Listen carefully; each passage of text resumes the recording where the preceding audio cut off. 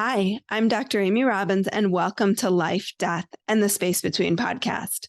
I'm a licensed clinical psychologist and medium, and here we explore life, death, consciousness, and what it all means. Jynnette Lewis is the founder and CEO of Inner Sun Alchemy, LLC.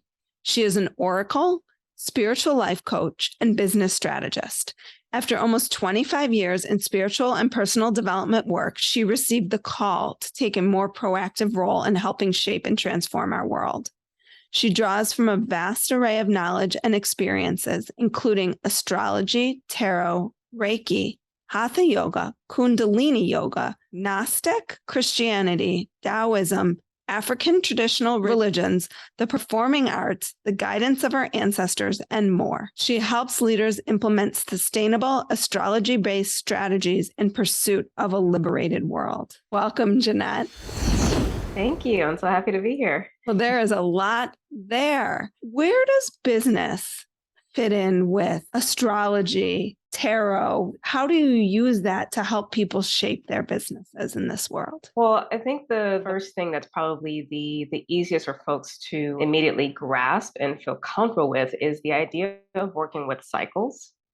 So, on a personal level, especially if you're somebody who is a menstruating person, you're very attuned to the cycles that you go through in your body throughout the month, during menses, ovulation, and what have you. And there are different opportunities for physical vitality and energy, as well as obstacles, right, of like tiredness or emotions that will come up. And we've seen that same cyclical pattern that can show up in nature. So, one of the main things that I definitely like to drill home for anyone in general, but definitely for entrepreneurs, is when you know the components of a cycle and what's required and how you need to approach it, then you can apply that to business and help you make decisions that really are aligned with where your business is and where it needs to go, and to be able to do so in a way that feels really grounded, that feels really authentic and true, and that also is sustainable over the long term. Because when you rely on cyclical planning, it automatically has that growth as well as pruning incorporated within it. Is really human centered. It is really balanced. It is earth centered. And that kind of consciousness, that perspective, is something that I've very much, and I'm sure you're seeing this as well too, is really emerging in the conversation around business. Like, how do we create a sustainable business beyond, also obviously environmentally responsible, but what does that look like in terms of, being a leader or helping to lead employees and create a culture that actually feels like home, that feels like a community, that feels like something that you can grow over time. And some of these more simple concepts can help with that. And that's what astrology is. With all the different components, it can be easy to get lost in the busyness of astrology, all the different names for the planets and the signs and degrees and what do all those things mean. But astrology is just the study of cycles. And astrology can be a tool that you can use to, again, help with strategic planning and understanding what things are influencing your business at any given point in time so that you can make decisions that are going to be best for the business. I really like this concept, particularly as a woman, this concept around paying attention to cycles. And I think we don't do it enough in our lives. I don't think, like, when we think about how we exercise or how we run ourselves, like, are we paying attention to what's happening with us internally? And then expanding that, it feels like it would take the pressure off in so many ways to just say, oh, this is a time of the month where I shouldn't be running really hard. And I'm assuming that translates into business too. Like, I shouldn't be going and having meetings 5 nights a week because in this part of the cycle, my energy just isn't as strong or whatever it might be. Is that sort of what it looks like? Yes, exactly. And I love that there is a time and place for everything to maximize wherever you are in the cycle. And some things that you might have done in one part of the cycle, we're talking about physical exercise, going hard on the cardio or going hard on the strength training is actually going to be an obstacle for different parts of the cycle. When you're actually menstruating, you should be resting, right? It seems simple, but it's difficult because the culture is not really set up to respect that. So it takes a lot of personal fortitude and courage to say, okay, I know that this is the structure and the framework. How do I plan ahead so that I'm doing what needs to be done at the time that needs to happen, but still feel like I'm accomplishing something because I know that I'm having to constantly combat this cultural programming of it has to be the same thing every single day.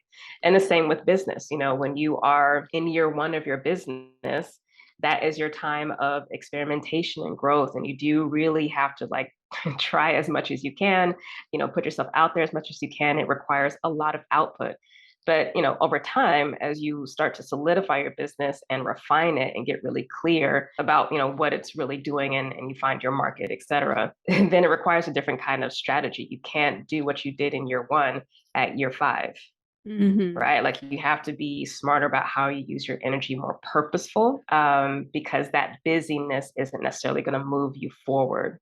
But if you are assuming that it always has to be the same output and the same energy and the same look every single time, you will burn yourself out. The business will burn itself out. You'll burn your market out. I'm really curious about this notion of how we got here, that this constant grind, which I think the pandemic actually put a screeching halt. It did put, not kind of, it put a screeching halt to, right? And then so much of sort of this civil unrest that has come as a result of that. And that in indigenous cultures, rest is really a form of resistance. It's a form of recuperating and organizing so you can advance further. So can you speak a little bit about how maybe your own traditions have informed that? Or, you talk about African traditional religions informing that. Is that a piece of that? Yeah, really what it's about with that, speaking about indigeneity and the difference between how the country has been running, what it really is a return to what is natural. The Industrial Revolution, that very much shifted even the culture of farming and agriculture that we had, right? Everything became machine like, including us. Right? So there was a really specific kind of cultural cultivation that happened in terms of our belief systems and how we saw ourselves. So with the pandemic in particular, I've been calling this the sacred pause, because it's been, hey, stop and take a look and really see and understand, does all of the output that's happening need to actually happen to do what needs to be done? And what we're seeing is it doesn't. For most of us, not all, because it's going to be dependent on industry, but for most of us, it doesn't require 10 hours to do the work that we need to do. Right? So what does that look like to be able to give your best, focused, authentic attention for 4 to 6 hours of work and get massive amounts of output in return and good quality work with that? And then to have that extra time can be used for creativity, for healing, for supporting healthy relationships, or spending time with your kids. There's so much more life, and again, humanity centeredness that gets to come back in. Reconnecting with the wisdom of my ancestry is what we already did. We just forgot. Right? Because of the conditioning. So we're really returning home. We're not really picking up anything new. We're returning to how life was before this change in behavior, this shift in culture happens. And that way of living and being is one that is really deeply rooted in how nature just naturally is. When it comes to business, when it comes to any other goal that you have, it actually can simplify things. And it's less about, okay, how do I take this idea of nature and impose it on business, and rather see business as one of the expressions of nature. And that idea itself, for most people, is just going to be radical, right? But if nature wasn't business, how would nature run? Well, it would be like how nature is with everything. There's spring, there's summer, there's autumn, there's winter. And I think if you pay attention to it, you notice within yourself those pulls, right? The pull in summer to be outside, to be in nature, the pull in winter to hunker down, to turn inward, to be more reflective, more cozy. And the powerful thing with that is because ultimately, for me, it's important that people feel self-empowered and can take agency in, applying the concept and the idea. Cycles never change. So change is constant. But constancy does give a sense of peace, because the change is always the same. If you know you're in the season of spring, whether literally or just figuratively for your business, summer is next. right? And Mm-hmm. so with that knowledge, you can plan your month ahead. You can plan the season, the quarter ahead. You can plan the year ahead, again, based on that knowledge and, whatever various cycles that you are looking at. And you can take agency in that and minimize the amount of surprise that can come through Mm-hmm. because you understand what's coming ahead. Mm-hmm. How did you feel or find this to be your calling? I mean, you've had a really interesting, windy road, a lot of dance incorporated into what you do too. So I want to talk a little bit about the movement and how you incorporate that. But you said you received the call. What was that call? Yes, so that actually came in spring of 2017. What I usually like to do for my own personal spiritual work is really spend time with spirit during Venus retrograde. It's a 40-day period, and it usually, depending on the year, will line up with either Lent or Ramadan. So it's always like just a larger, deeply spiritual time. But that year in particular, it was coinciding with the time of Lent. And so I was really working with the different mother goddesses of, my lineages that I spent time with. And at the end of that process, I got the download for the business. I wasn't looking for it. Like it literally came down as a download. I got the name, what it was supposed to be about. And then like within a month, got the website up and everything. So like that was cool. And I was just planning to do it on the side because obviously I was working at the time. And then a few months later, I got laid off and I was like, oh, I guess this is what I'm going to have to do. I wasn't planning on doing that. But it was a call. And I like to say calls or assignments, right? Because I wasn't choosing, like I really wasn't choosing to do that. I've always had an interest in business, but I wasn't at that stage of my life looking to take a leap. I was really comfortable where I was. So yeah, I kind of got pushed out of that, just like, here, go. But I think what's so amazing about that is that you gave yourself the space to see what would come up and not knowing that you weren't in a place of I'm laid off from my job. I need to find something. Yes. It was like the universe was putting things in place for you before it was the desperate situation. Yeah. And I think so often people get themselves into places where they feel desperate. So they think that the universe is showing them something. They think that they're getting a sign or they got a download, and then they make this decision. And then they say, well, my intuition had told me that that's what it was. But intuition and desperation at times can get, the line can be very thin between them. With that, trust your intuition, but it's not just intuition. It is also the practical. They have to coincide.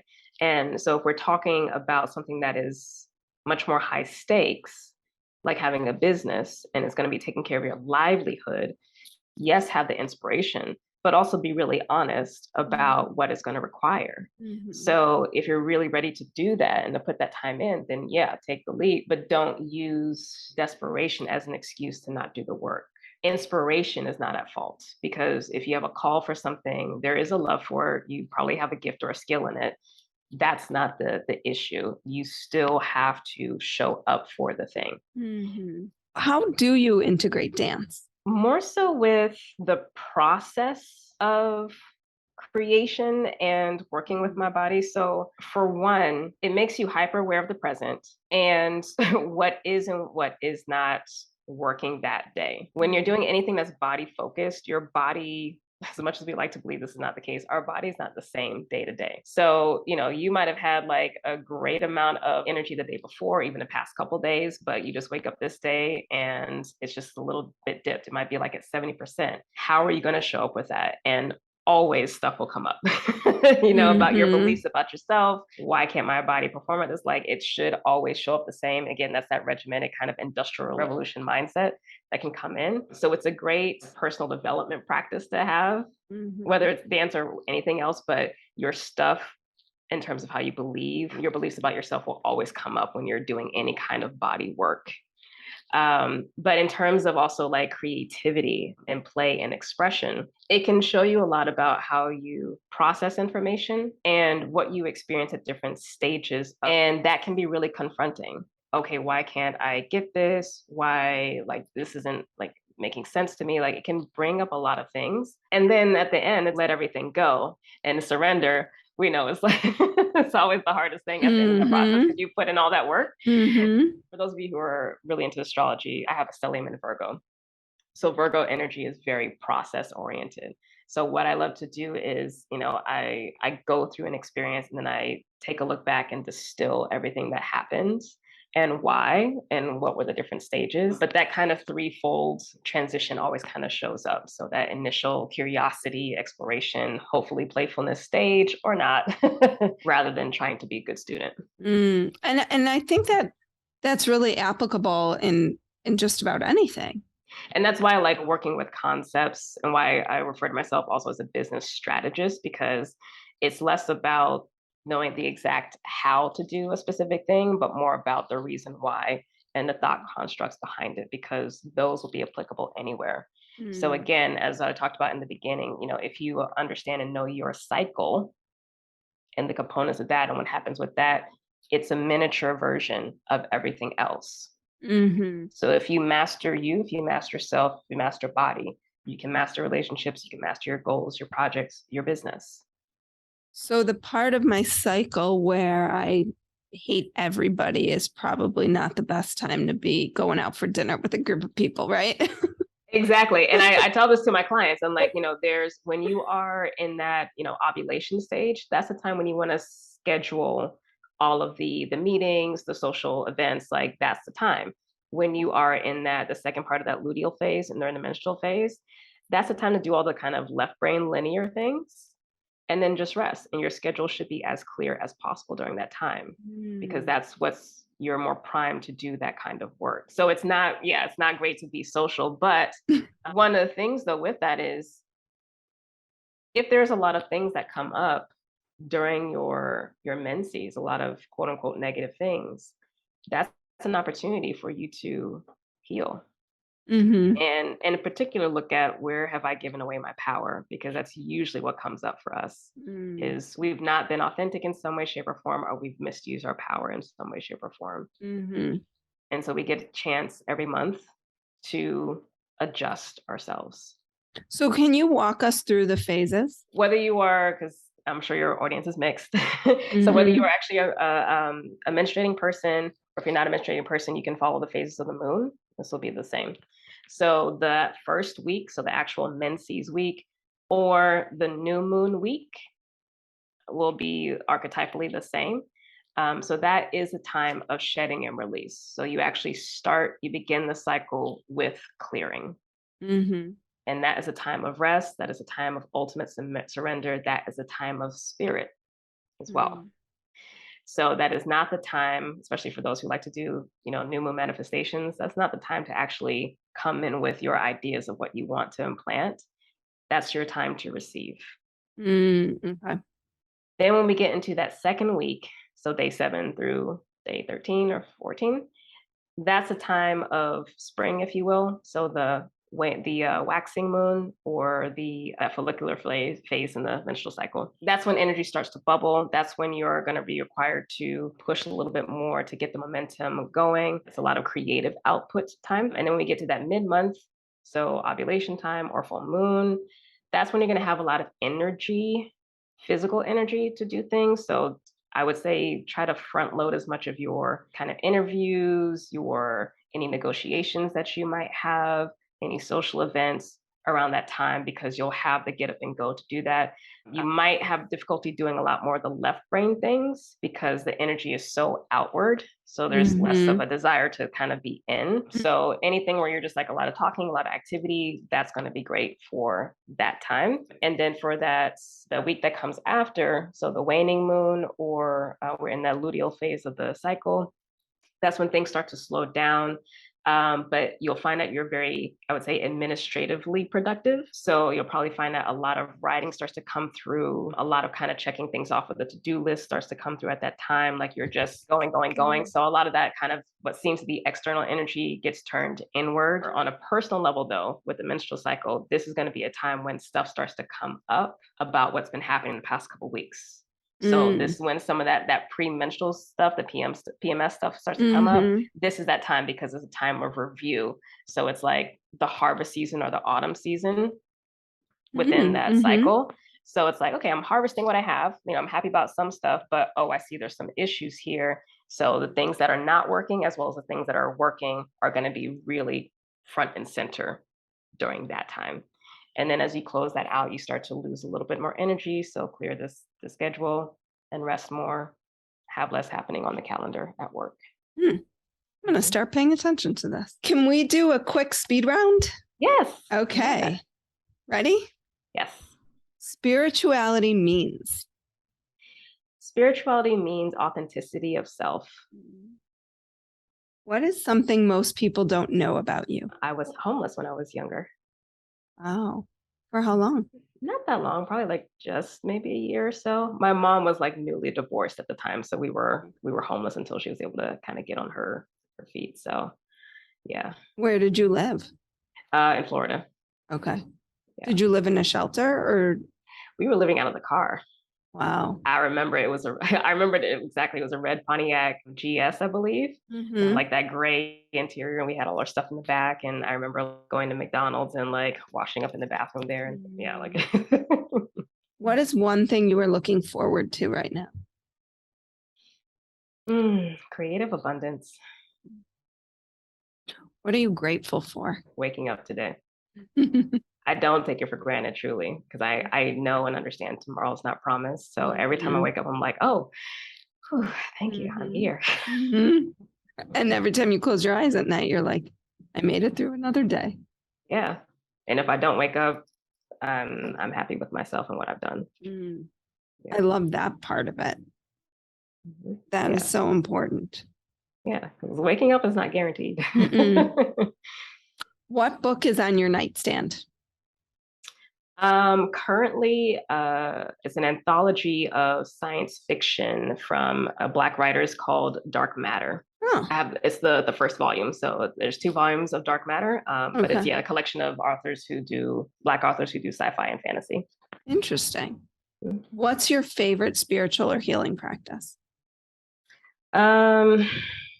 Currently, meditation in the Akashic Records. Yeah. What is the most transformative experience in your life? If you could just pick one, because I'm sure there's probably not just one. You're right. There's probably the first one that comes to mind is back in middle school when I had my first samadhi experience. What was that like? That was interesting because I was actually outside playing recess. So we were out in the front of the school, and like I think folks were like playing tag, but we had there was like a bunch of I don't think there were oak trees, but just trees in the front of the school. And I was away from folks for a second, and I just remember like literally soul consciousness coming in, and I had this really clear awareness that I was being lived through and seen through. That I was just it felt like just being a visor. It was such a weird experience, but it was really clear to me like, oh, I'm not living myself. Something is living me. It was so I mean, wild. what a profound, trippy experience in like 6th grade. Right. Yes, truly. And, I'm in Florida. This is like back in the 80s because, I just turned 42. I had my birthday 2 weeks ago. Happy birthday. Thank you. So yeah, like no one's talking about yoga and things like that. So I can only name it now looking back. I'm like, oh, that's what that was. But I'm just sitting here having this experience like, what just happened? Well, and it's not like you can bring that to someone, right? I mean, what are you going to possibly say about that? Right. Yeah, because I didn't even have the language for that. Like I had a knowing and understood. I was like, oh, because I intuitively knew like, oh, this is the divine or God or spirit like looking through me. Like I'm not living myself. That became very clear. Well, and I was just talking with the interview I did earlier. People think about like these transcendent or enlightened experiences. I think sometimes they think they're like these long, sustainable moments, and we should be in that place consistently. And it's not that at all. It's that you have these small bits and pieces that kind of keep you thirsting for another one. And especially when they happen. And then I think you move towards like a meditation or some sort of spiritual practice to try to bring it on purposefully versus spontaneously. You'll always know when it's divine steps in because I like to refer to them as divine encounters. And there probably will only be a handful that you'll experience, if you're blessed to have that. Well, Jynnette, if people want to learn more about you, what you're doing, how they can find you, can you let them know? Yes, the best way would actually be to find me on my website, innersunalchemy.com. So again, innersunalchemy.com.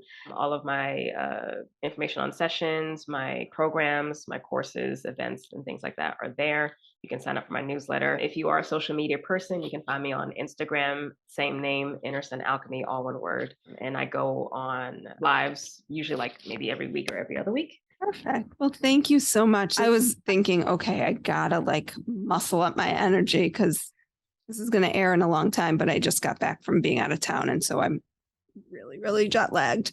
And I'm going to do this. And I'm so glad I did because it was really eye-opening for me. And I'm going to take pieces of this interview and incorporate it into my life. I think it's so important. So thank you for your wisdom and knowledge today.